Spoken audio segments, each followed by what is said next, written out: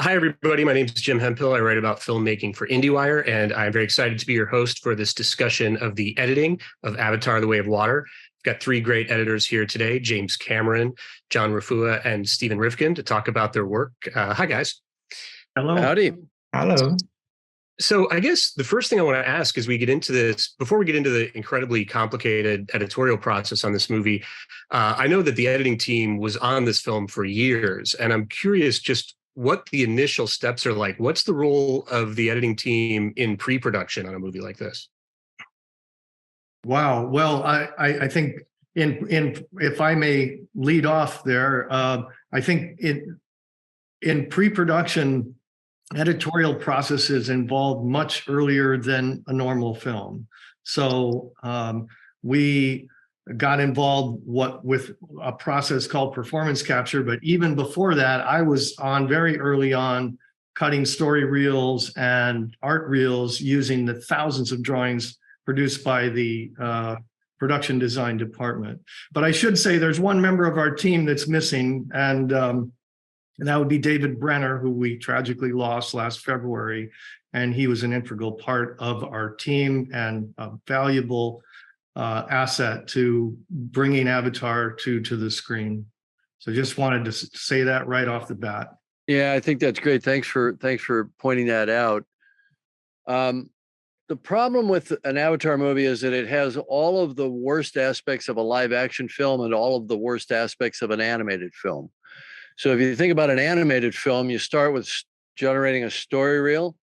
On an Avatar film, you're in all stages of pre-production, production, and post-production simultaneously for a multi-year period. So depending on what scene, what sequence you're working on, you might be well advanced in that sequence, or you might not have even started on it yet. So we start with a kind of a story reel so that we kind of know where we're going. It's all broken down by scenes and acts and all that sort of thing.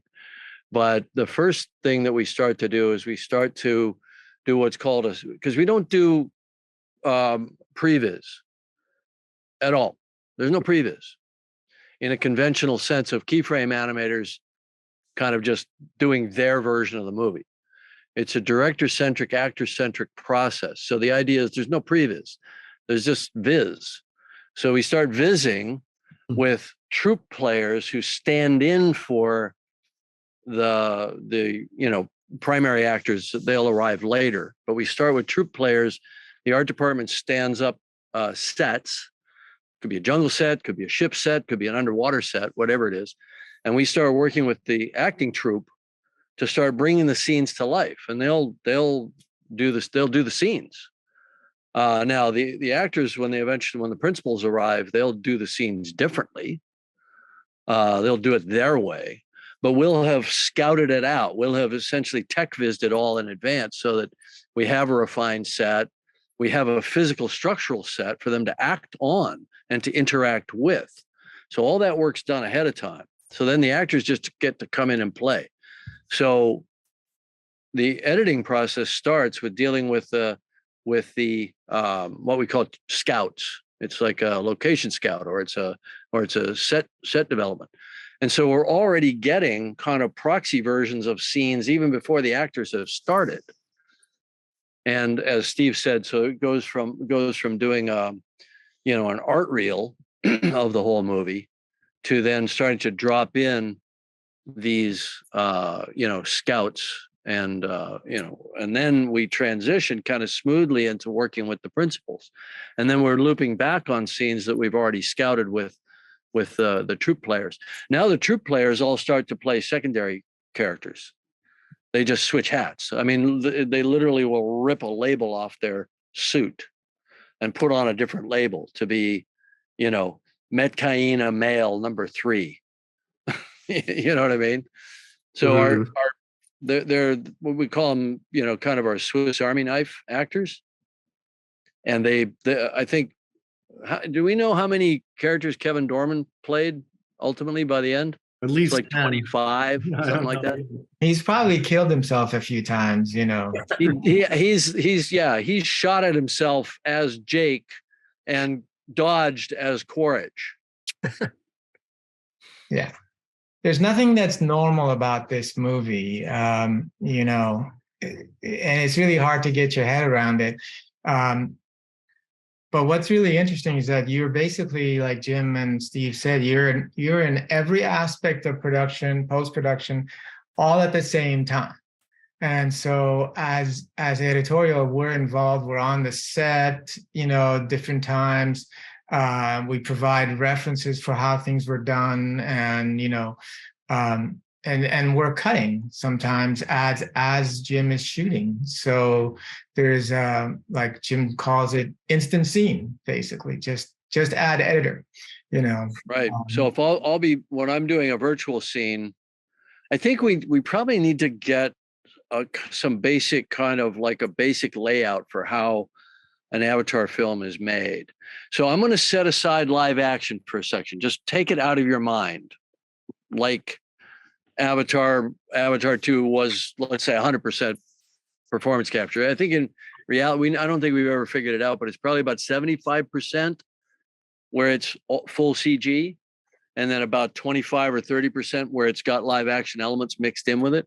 So if we set aside the live action for a second and just talk about the main body of the movie, we were in discussion with a guy from ACE recently, or one of the guilds, trying to describe this process. And I think we were 20 minutes into it when they were asking about the green screen. It's like, there's no screen. There's no screen. And he said, well, what color is the stage? I said, it's gray. He said, well, then it's gray screen. I said, no, it's not gray screen. There's no screen. There's no screen, because we're not shooting a foreground to be composited into a CG background. We're not shooting anything. We're making a movie without a camera. We have a virtual camera and we have virtual lighting. There's no camera, right? So, but it gets confusing because there are cameras. There are reference cameras. So I want to switch to the main screen for a second, because if I don't do this visually, it's not going to make any sense. Tony, can you give us the main screen for my feed? All right. So this is what it looks like when I'm directing the movie. That's what my directing interface is. So this is a two character scene, a very, very simple scene. And you can see that there's a wide shot with Jake and Neytiri, a couple wide shots. There's a couple close-ups on Zoe. There's a couple close-ups on Sam. But if you notice, they follow the basic rules of coverage. So I'm on the correct axis for almost all of these shots, right? So I'm on Sam's left side. That means we put his head rig boom on his right side. I've already established the axis of the scene with my reference camera guys so that we know which side to put the head rig on, so that we get an unobscured close-up. So if you look at, I don't know if you can see the camera numbers, but if you look at camera 5 for Zoe, it's a beautiful kind of slightly off-center close-up. Her boom camera is out of the way. We can see her expression. And the corresponding angle on Sam, which is over to the right in that same column, his head rig boom is on the opposite side of his helmet. So the first thing I have to do going in directing is to figure out the basic staging so that the reference guys can get in the right spot. Now, obviously, these are not shots. So if you think about the process of editing a movie, it's editing shots together. The process of editing, that doesn't come for a year. We don't get to do that for at least a year from this moment in time. So it's a little bit of, they talk about like Zen archery, you kind of imagine the arrow hitting we have to imagine this is Zen editing, because we have to imagine what the coverage might look like when we finally do it virtually later, if that makes sense. Right. Tony, can you stay on that feed for a second? Yeah, thanks. So we call this a matrix. Now, this is the simplest probably the simplest scene in the movie. It's a simple two character dialogue scene. So the next step is to do a performance edit, who did the performance edit on this? Was it you, Steve? Yeah, I think you did a pass, then we did a pass and created the loads to turn over to the lab. But it was as many scenes are a combined effort. I think most of the scenes were, I would say the vast majority of the scenes were done by Steve or John or David, as performance cut. And so what they'll do is they'll use the reference cameras. This is not to say that this will necessarily be a 2-shot, or that this moment will necessarily be a close-up of Neytiri. It's just to sort of show the kind of performances so we know what's possible. We also sometimes group, we may put Sam in and Zoe in from different takes, and so we have to do a synchronized master, because this isn't our coverage. The coverage can be anything. I could shoot the whole scene in a Steadicam shot that doesn't cut. If you follow what I'm saying, the way we cut the performance at this stage isn't necessarily the way we cut the scene later. In fact, it almost never is. So then once we have the camera loads that are built up from multiple different takes, which is the performance cut, then I do my virtual cameras. So here are the virtual cameras, and they don't necessarily correspond to the coverage we just saw. And we call this a template. So once I shoot all my virtual angles, which might be done a year or 2 years later, the actors are all gone at this point. Then we cut it all together into a scene. And you can see there's camera moves and so on. I'm kind of scrubbing through it here, but if I just play it, you can see that there are little subtle camera moves built into it and so on. And this is when we do all our lighting and our camera movement. So the cinematography is completely divorced or uncoupled from the process of capture. So my directorial and the editorial process here is completely uncoupled from the capture that will happen later. And we're not worried about lighting. We're not worried about camera movement. All we're worried about here is performance. All we care about is what the actors are doing. And then ultimately it goes to Weta, and then Weta creates the finished image. And if you look at a corresponding, here's a corresponding frame, more or less, from the what we call template to the finished shot. It's not quite the, I'm not quite on the same frame apparently, but you can see that it more or less corresponds. So those are the 3 main stages. So editing happens twice. First, we cut the performance. Then I do the virtual cameras, maybe a year later. Then we edit the virtual cameras together. Now we've got a cut. And then we refine that cut. We do temp score. We do all that sort of thing.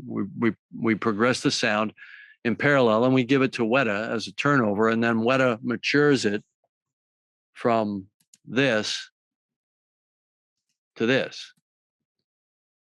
Now, normally it's pixel accurate in terms of framing, but sometimes when I'm working with Weta, I'll even change the framing slightly. Like here in this case, I decided to push in a little bit.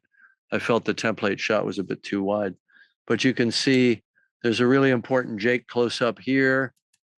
This is the same close-up. You can see it's pretty accurate, right? And when we're editing, what we see is a projection map of the video that the head rig camera captures. Like where's Jake's close-up. So it's shooting, this head rig camera is shooting his face. We projection map that onto a blank CG model. And we call that the kabuki. And the kabuki allows us to edit with sync dialogue. Do we have audio feed here? Oh, there's no audio. There's no audio on the, that's weird. It's just no audio there. Okay. But anyway, you could see his lips moving. And you could see her expression and so on. So that's our kabuki expression that we edit with. And then this is what she finally looks like. So because we as editors understand that process from end to end, we're always comfortable working at every stage of it because we know what it's going to progress into. Have I missed anything important? I haven't gotten to like crowd scenes and picture and all that layer of complexity.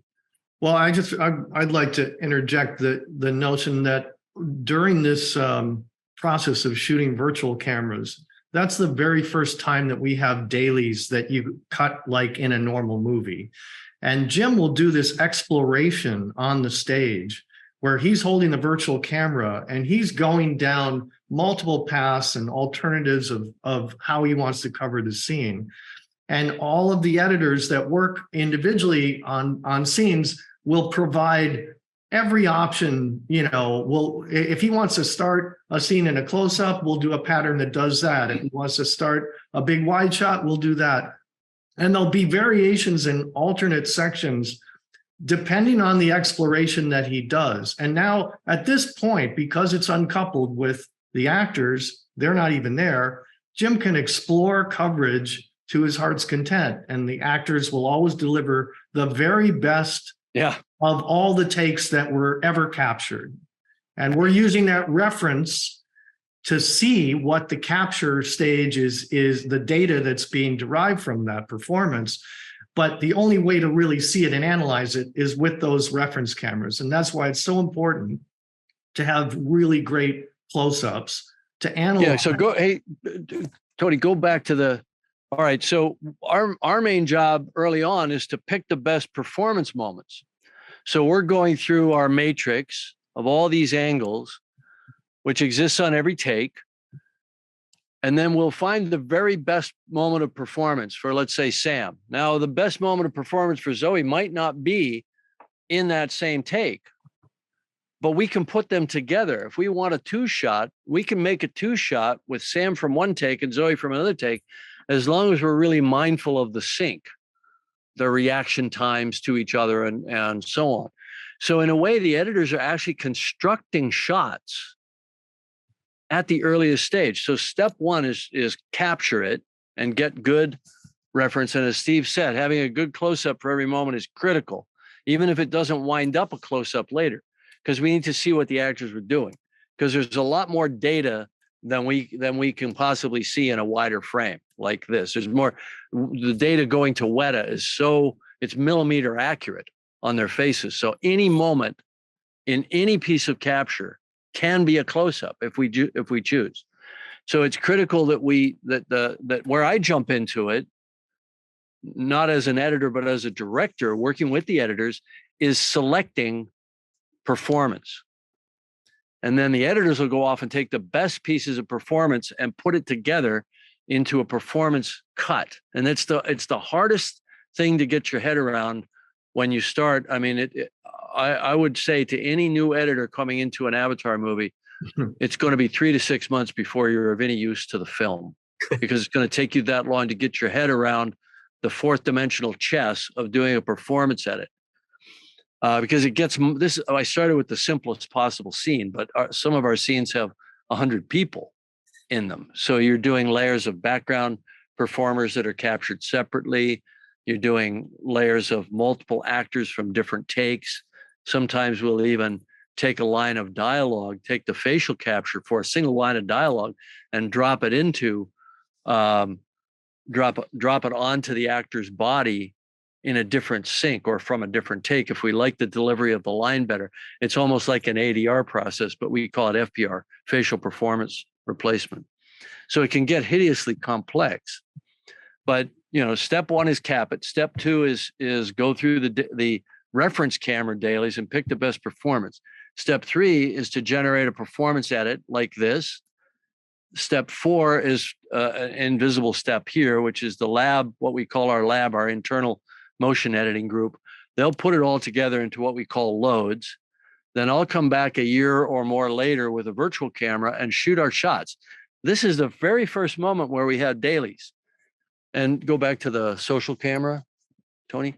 So what Steve was talking about is when I'm in a virtual camera session, it's just me alone on the virtual capture stage with, obviously our tech support group.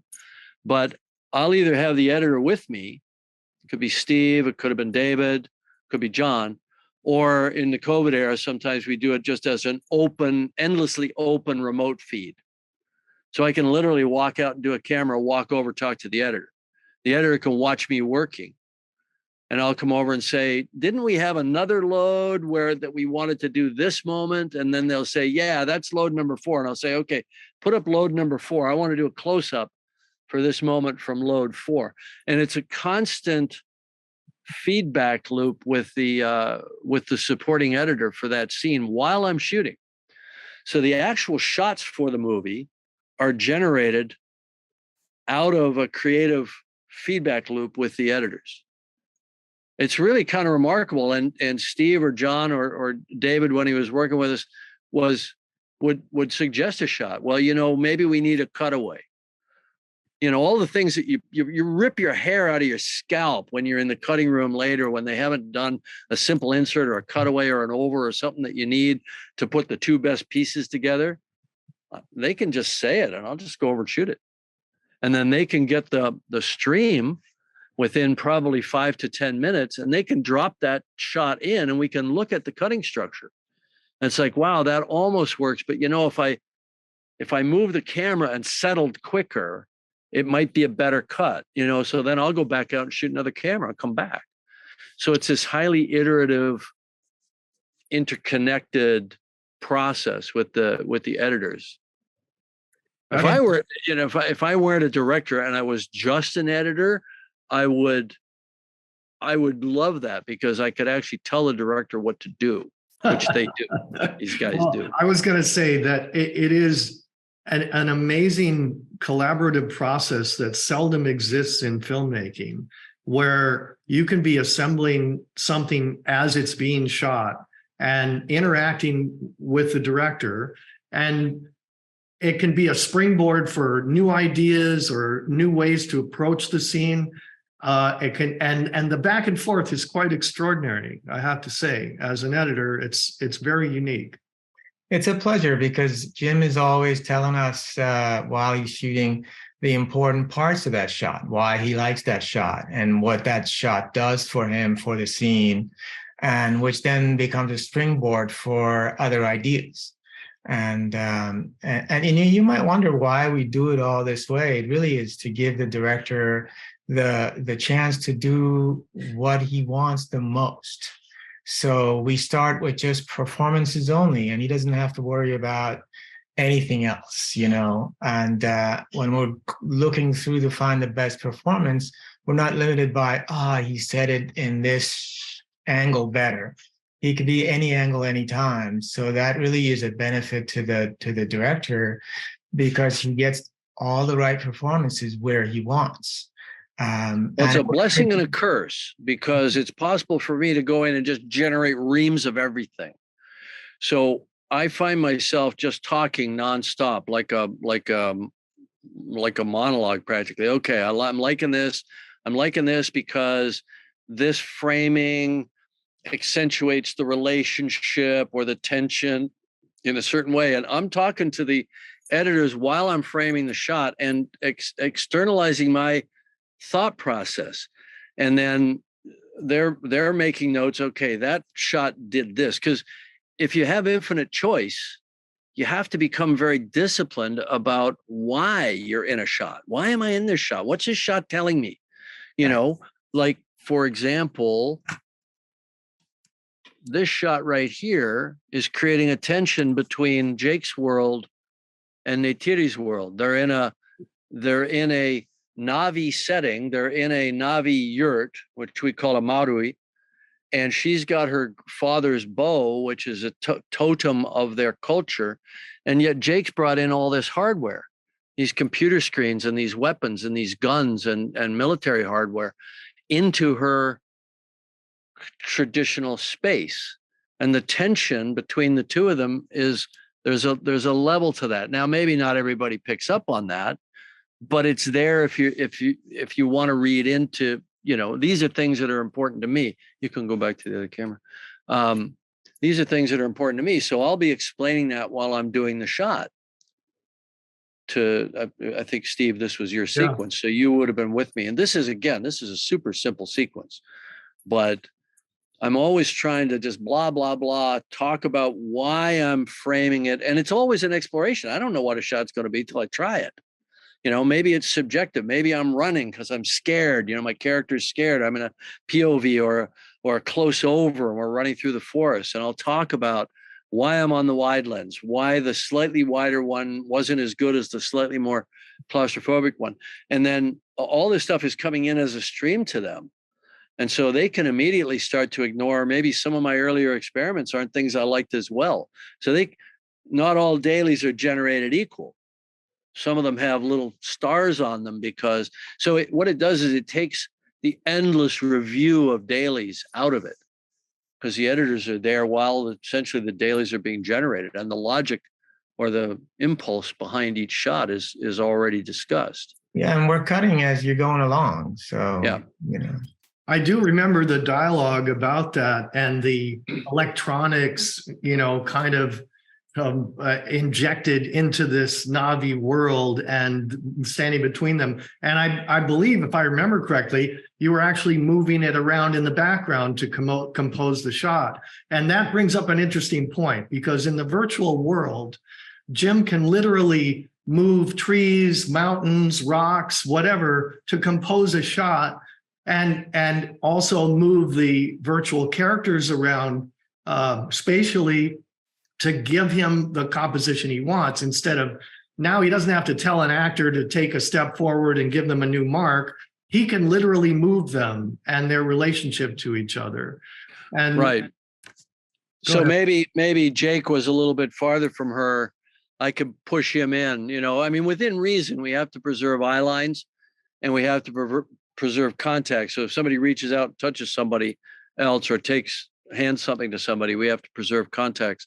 But you can also cheat the whole background. You can slide it around a little bit within reason once you've got a kind of a master. But Steve said something earlier that I think might have been glossed over. The actor's performance never changes. Yeah. So I can go over and over and over and over until I get exactly the shot I want, but the performance never changes. So it's really great for the actors, because they don't have to go over and over and over while I'm trying to get a nice camera move, or to get it in focus, or to get the lighting I want, or whatever. They're one and done. If we do another take in capture, it's because we want to explore something dramatically. But once we get the performances that we like, we're done. So I can extract all the coverage I need from really theoretically one take.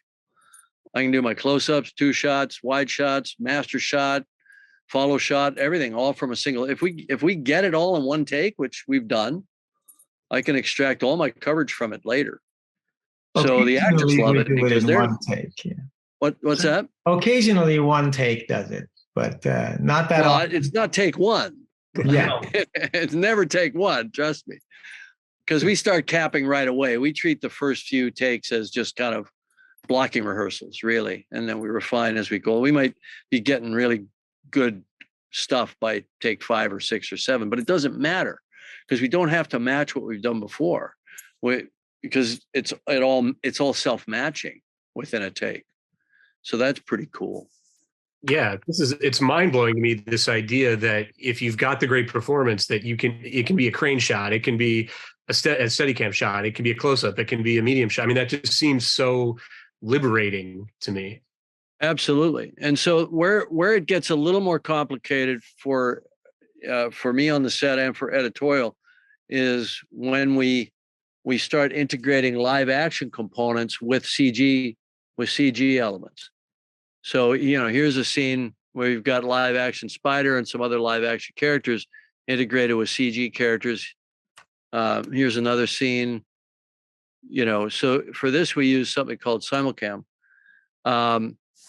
So here we are using green screen sometimes to some extent, but actually very little, because we have a real-time depth algorithm that allows us to integrate our CG characters into the actual photographic scene.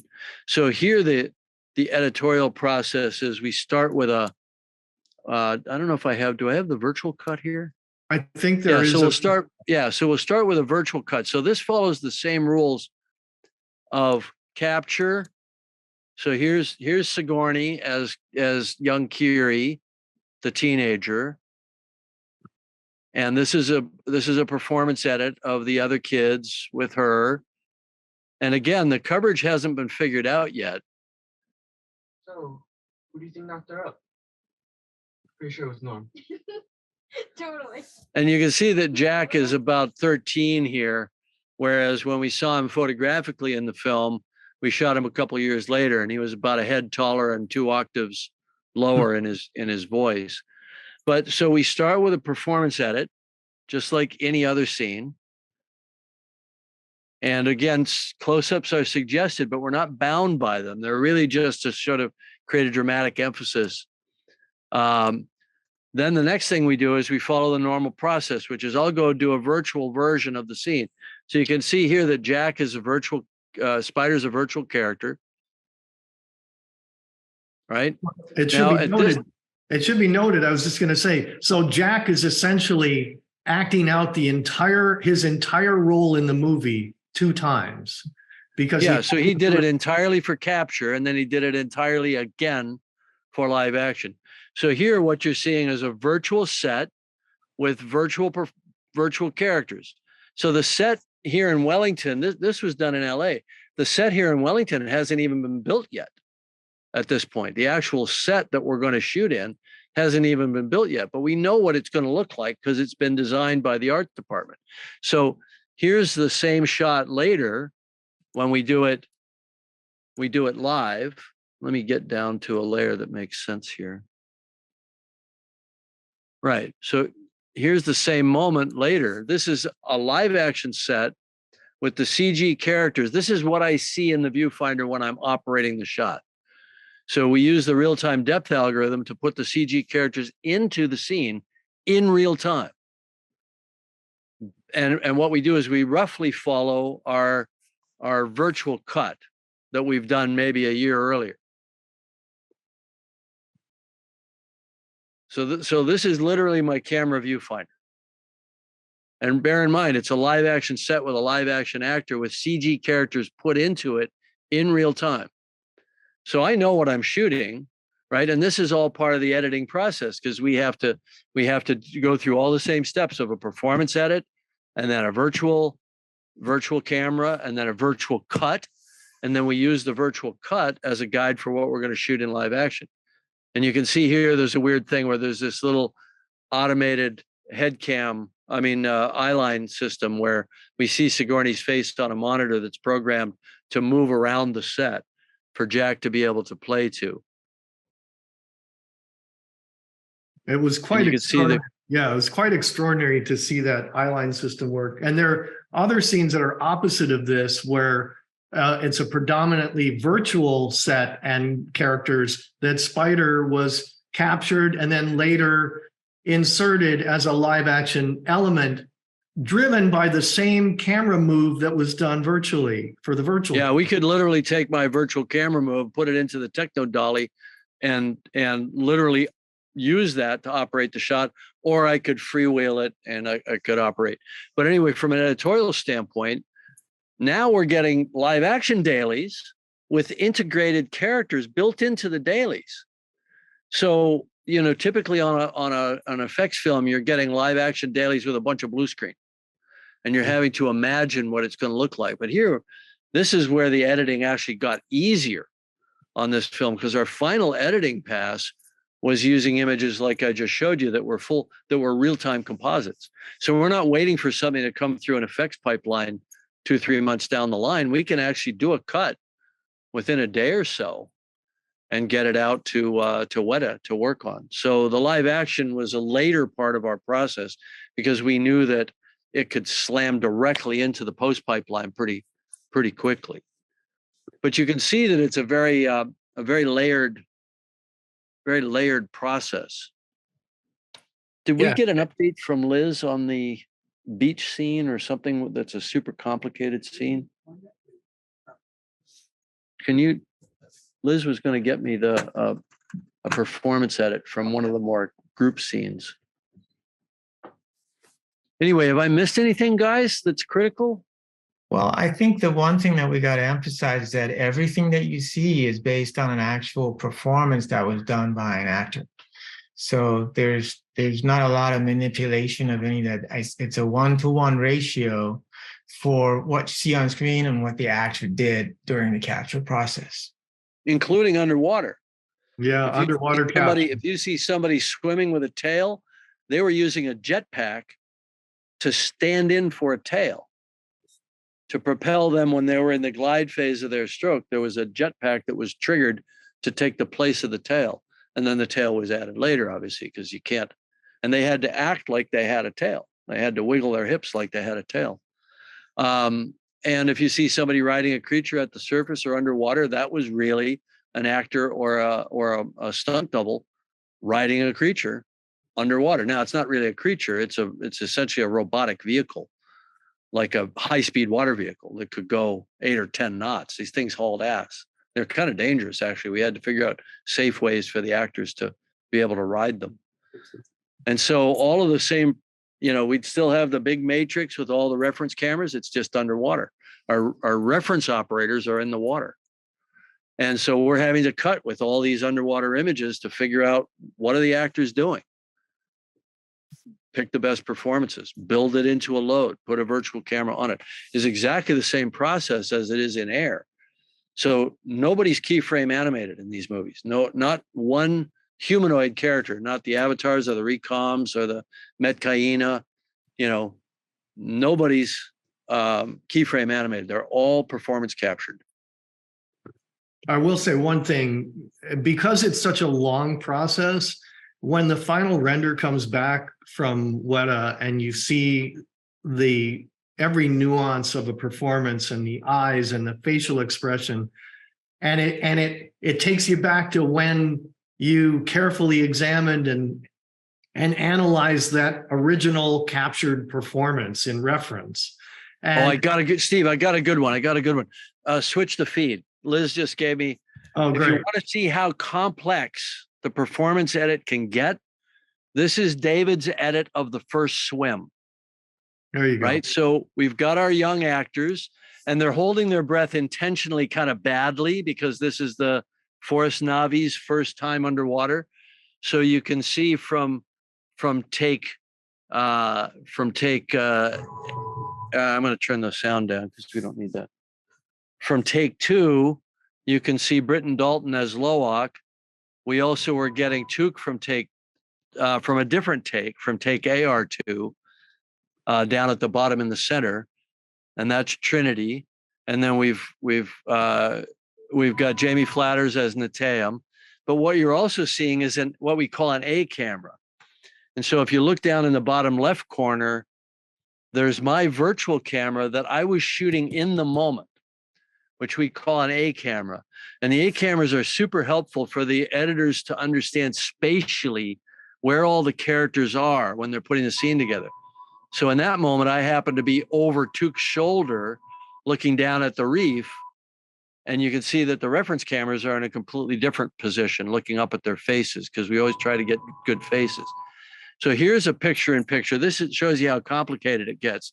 We've got, on the far left, we've got Sirea in a dry for wet capture of her face, which we call FPR, facial performance replacement. And the same thing with Aonung and Roto. And you can see the underwater master, which is swim doubles. And you can see the A camera at the top, which is the swim doubles moving. And this is a real-time image. This is what I'm seeing in the virtual viewfinder in real time while we're doing the capture. And so then the editors will take all this and they'll put it together. And so this is a build that David had to do where we were refining the facial performances of the characters after the fact using dry capture of their faces. But here you can see that we use Bailey from an underwater take of her flipping on her back and smiling up at the boys, which is a shot in the final scene that most people remember. I don't have the final image here, but you get the idea. So you can see here, this is what the performance edit can look like with all these picture-in-pictures built up layer upon layer upon layer. And these represent what goes into the loads that I then take and put the final virtual cameras on. So to be clear here, the virtual camera you're seeing at the top and down and right here, this is a real-time image. You can see the camera operating is not very good. It's only just telling the story. So these are real-time images while we're capturing in the tank. It's a remarkable system, but it puts a tremendous amount of pressure on the editor. I remember David, I don't want to say he struggled with this scene, but it was a very challenging scene because he was basically the guinea pig to figure out how to do the underwater editing. I wish he was here to brief us on that process. Well, it was the very first underwater capture scene that we had to tackle, and David drew the short straw, I guess, on that one. Yeah. Why? How did he manage getting the short straw? He was the new guy. No, but you know what? I'll say something. David picked up the whole concept of performance capture very quickly, and I think he amazed all of us. And it's a testament to his skill and how smart he was and how adaptable he was.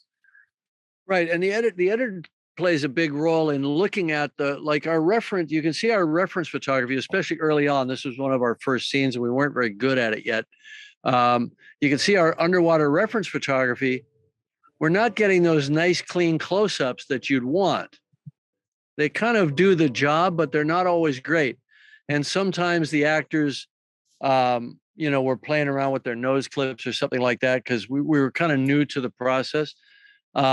So the editor would consult with me. It's like, do we want to go back and do an FPR? Do we want to essentially ADR the moment and recapture the face? And we could always do that. And sometimes we did. If we didn't like the reference shot, if it wasn't good enough to judge performance, or if there's something that we felt where the actor could do better, we gave them a second swipe at it sometimes and let them do it dry for wet.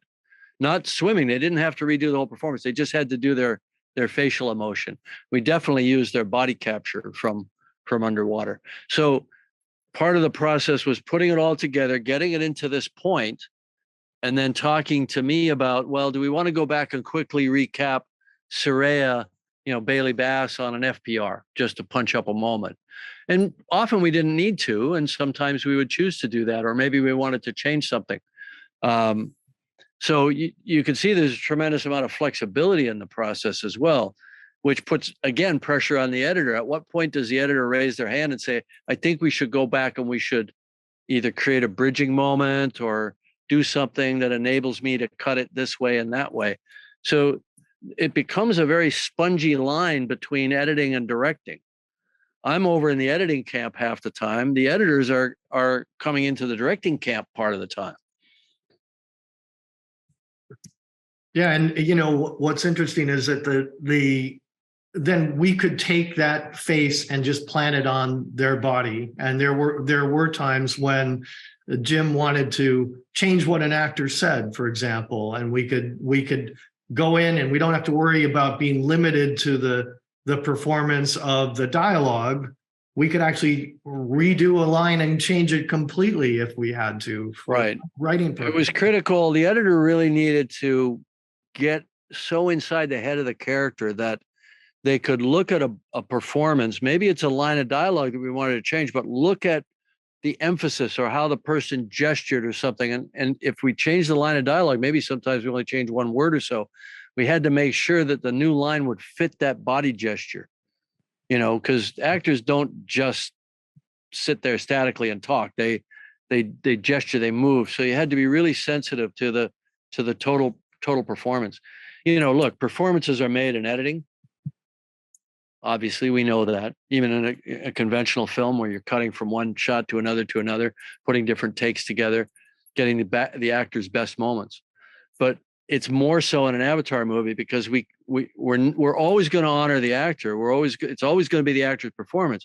But we often have another bite at the apple where we can go back and suggest something to the actor, and they'll go, yeah, that's great. I can do this. And Sigourney got to the point where she started to second guess some of her performance and things that she wanted to punch up. And she said, well, can we just go back and do that FPR thing? Or can I just do a little recapture? And it was so easy to do. I never said no. It's like, yeah, Sig, let's explore that, and then that would feed back into the editing room, and then they'd drop it into the scene and we'd have proof of concept that it worked. It's a highly flexible process, very creative process. Yeah, I just find this all completely amazing, and I could listen to you guys talk about it all day. I'm getting the signal that we're out of time, so Do you have thanks. any burning questions coming out of the end of this? Well, I am gonna let's see. I kind of want to squeeze one in, which is just I'm curious how what you learned on this movie is going to inform moving forward on 3 and 4 and so on. Guys? Well, when we finished Avatar 1, we learned a lot of how to do it, and Avatar 2 presented a whole new set of challenges for all of us, for the whole team. And I think because we have a good handle on Avatar 3 right now. I'm not sure what John's Steve, let me jump in. John's been cutting Avatar 3 in the background the whole time. Right. I mean, he's basically got a cut end to end of the entire movie. That's Isn't that right, John? Yeah, and then I have alts and various ways of approaching scenes, maybe shorter, maybe longer. So it's in progress. Quite a bit. I mean, it's pretty far along.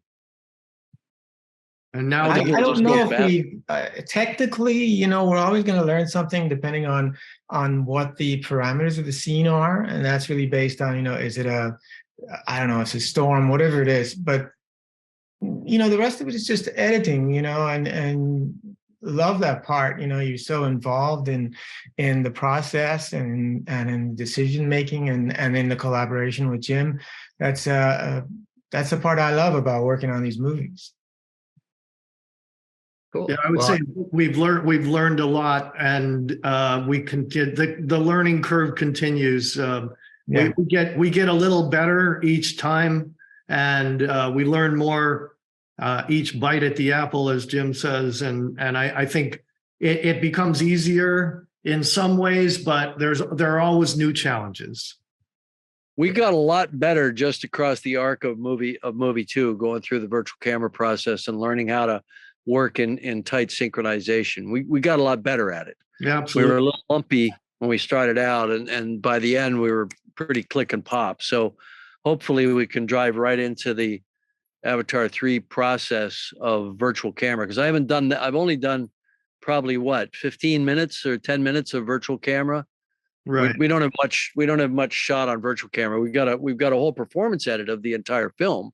So I now have to start that stage of the process for movie 3. Right, and we shot all the live action with Jack Spider. Yeah, we've got probably 95% of the live action. There's still a couple of shots that we owe that we ran out of time on, pre-COVID.